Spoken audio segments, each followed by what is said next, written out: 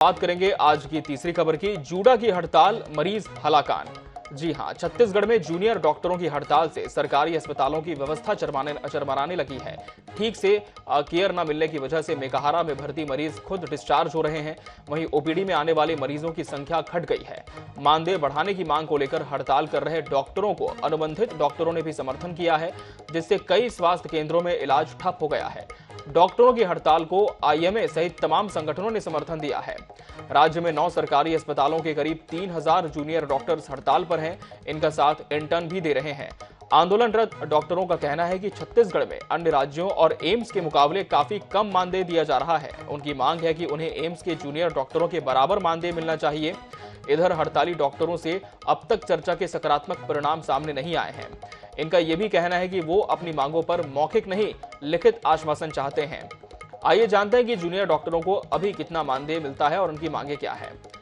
Junior डॉक्टरों को शिष्यवृत्ति मानदेय की मांग को लेकर के जो है जूनियर डॉक्टर्स की हड़ताल का आज चौथा दिन है। मानदेय की बढ़ाने की मांग को लेकर के जितने भी जूनियर डॉक्टर्स हैं वो हड़ताल पर बैठे हुए हैं और आज चौथा दिन है। बड़ी संख्या में जो डॉक्टर्स हैं वो रायपुर के मेडिकल कॉलेज पर जो है हड़ताल पर है। कहीं ना कहीं इसकी वजह से ओपीडी की व्यवस्था, जो अस्पताल की व्यवस्था है, उसमें भी जो है काफ़ी दिक्कतों का सामना जो है मरीजों को करना पड़ रहा है। यहाँ पर हमारे साथ इंडियन मेडिकल एसोसिएशन के अध्यक्ष हैं डॉक्टर राकेश गुप्ता। आज आप लोग यहाँ पर पहुँचे हुए हैं, हड़ताल पर लगातार जूनियर डॉक्टर्स बने हुए हैं। देखिए, डॉक्टरों की हड़ताल अंतिम विकल्प होता है किसी भी मांग को पूरा कराने के लिए। अब ये हड़ताल हो गई है तो हम लोग की कोशिश रहेगी कि इनकी मांगें पूरी हों और डॉक्टर्स अपनी काम में वापस जाएं ताकि मरीजों की सेवा और अस्पताल की व्यवस्था फिर से कायम हो सके। आज हम लोगों ने रास्ता निकालने की कोशिश की है ताकि माननीय स्वास्थ्य मंत्री जी से पूरा जूनियर डॉक्टर्स एसोसिएशन का प्रतिनिधिमंडल जाके अपनी मांगों के बारे में फिर से सकारात्मक विचार करने का आग्रह करें और मुझे उम्मीद है कि माननीय स्वास्थ्य मंत्री कोई रास्ता निकालेंगे जिससे ओपीडी की वजह से कहीं ना कहीं जो हड़ताल पर है, ओपीडी में जो है काफ़ी समस्या का जो सामना है वो करना पड़ रहा है। देखिए, ये तो बहुत कटु सत्य है कि अस्पताल की पूरी व्यवस्था जूनियर डॉक्टर्स के भरोसे रहती है। यह हड़ताल नहीं होनी चाहिए थी, बहुत अप्रिय कदम है, लेकिन फिर भी इनकी मांगे जायज़ हैं, इसलिए इंडियन मेडिकल एसोसिएशन इनका समर्थन करता है। तो ये मानदेय को लेकर के लगातार आप लोग जो है हड़ताल पर बने हुए हैं, कितने ही है आप लोगों की संख्या? यहाँ पर जितने भी छत्तीसगढ़ के 9 गवर्नमेंट मेडिकल कॉलेज से 3000 रेजिडेंट डॉक्टर, इंटर्न डॉक्टर और बॉन्डेड डॉक्टर हैं। और इसके अलावा भी पीएससी और सीएससी के 16 डिस्ट्रिक्ट के जितने 1500 डॉक्टर हैं वो भी हड़ताल पे, लगभग 4500 लगभग डॉक्टर अभी आज की डेट में हड़ताल पे हैं। और सबकी एक ही डिमांड है कि जो उन्होंने वादा किया था 2 साल पहले जब हमने स्ट्राइक की थी, तो उस टाइम स्ट्राइक कॉल ऑफ इस बेसिस पे हुई थी कि उन्होंने कहा था कि आपकी जो डिमांड है वो पूरी कर दी जाएगी। तो मानदेय की मांग को लेकर के लगातार जो डॉक्टर्स हैं वो यहाँ पर बने हुए हैं और आज चौथा दिन है हड़ताल का। बहरहाल स्वास्थ्य मंत्री टीएस सिंहदेव से भी बातचीत हुई है। बहरहाल देखना होगा कब तक ये हड़ताल जो है वो जारी रहती है। कैमरामैन गुपेंद्र निर्मलकर के साथ मोहम्मद सैन, NH24/7 रायपुर। तो अनिश्चितकालीन हड़ताल का ऐलान जूनियर डॉक्टर्स ने कर दिया है और डॉक्टरों को शिष्यवृत्ति और चिकित्सकीय मांग भी कुछ है। आपको बता दें कि वर्तमान में जो इंटर्न्स हैं उन्हें 12,000 रुपये दिया जाता है शिष्यवृत्ति के तौर पर और इनकी मांग है 23,872 रुपये दिया जाए। स्नातकोत्तर प्रथम वर्ष के डॉक्टर्स को वर्तमान में 53,000 रुपये दिए जाते हैं। इनकी मांग 95,488 रुपये की है। स्नातकोत्तर द्वितीय वर्ष के छात्रों को 56,000 रुपये अभी मिल रहे हैं।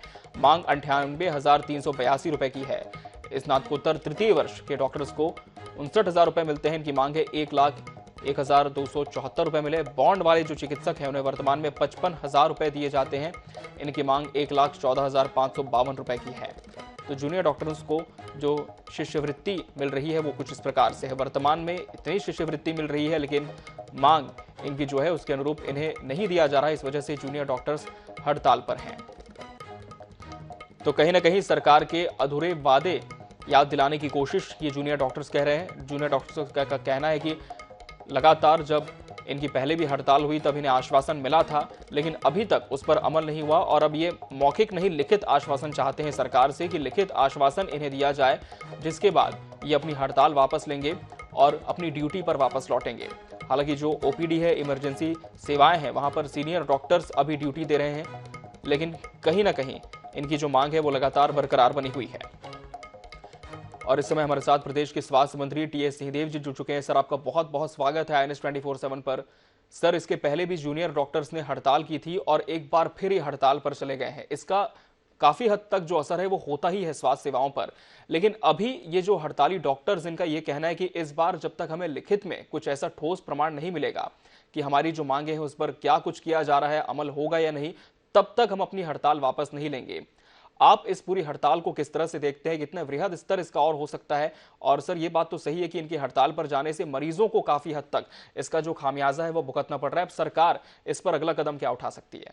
जी, सरकार यही चाहेगी कि हमारे डॉक्टर्स हैं वो सेवा में आ जाएं, ड्यूटी पे आ जाएं, और हड़ताल करने से कुछ मिलेगा ये मैंने कभी नहीं माना जी, अपनी बात रखने के लिए जरूर प्रयास करना चाहिए, लेकिन वो प्रयास अगर उस हद तक चले जाए कि मरीजों के जीवन तक को प्रभावित कर सकता है तो उसे मैं फिर गैर जिम्मेदाराना मानता हूँ। ये सारे डॉक्टर्स हैं, जितने बच्चे क्या हो तो बड़े हो जाते हैं, पढ़ के इस स्तर पे पहुंचते हैं, तो मैंने देखा कि पहले वर्ष में प्रवेश करते समय व्हाइट कोट एक उनकी सेरेमनी है जिसमें वो शपथ लेते हैं जी, मरीजों के प्रति समर्पित रहने की शपथ लेते हैं जी, और ये सेवाएं उन सेवाओं में हैं जो इसेंशियल सर्विसेज एक्ट के तहत भी आती हैं जी, एस्मा के तहत भी आती हैं।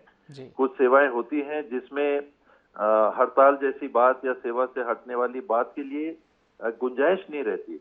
जी, आप ये सोचो कि आर्मी आपकी हड़ताल पे बैठ जाए, पुलिस आपकी हड़ताल में बैठ जाए, जी, वाटर वर्क्स आपकी हड़ताल में बैठ जाए, तो फिर समाज के लिए जो ढांचा खड़ा होता है सेवा का, जी, वो पूरी तरह से चरमरा जाएगा और कानून व्यवस्था की स्थिति बन जाती है। तो कुछ सेवाओं को जी, इसीलिए हड़ताल जैसे आंदोलन के व्यवस्था से या छूट से वंचित रखा है कि ये सर्विसेज हैं, जी, इनमें ये स्पेशल कानूनों का प्रावधान रखा गया है, तो वो भी बच्चों को ध्यान में रखना चाहिए। कानून और उनको लागू करना एक बात है, वो उतना अहम नहीं है।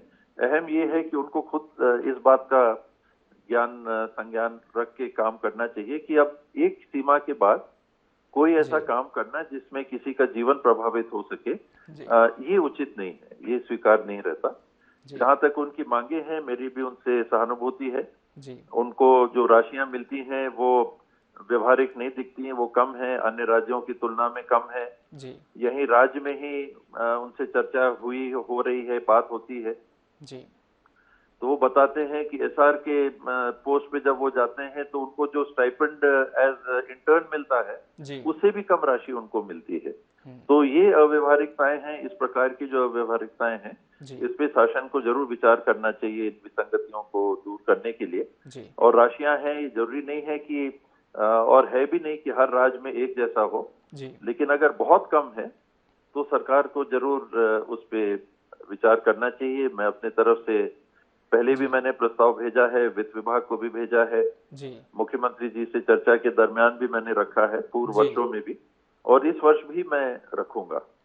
पर तब तक मेरा आग्रह हमारे डॉक्टर से यही रहेगा कि कार्य पे आ जाएं, अपनी विशेष जिम्मेदारी को समझें। ये अन्य सेवाओं जैसी जिम्मेदारी नहीं है, और भले ही उनकी मांग जायज हो, उसमें ऐसा कोई काम नहीं करना चाहिए जिससे किसी की जान को खतरा हो।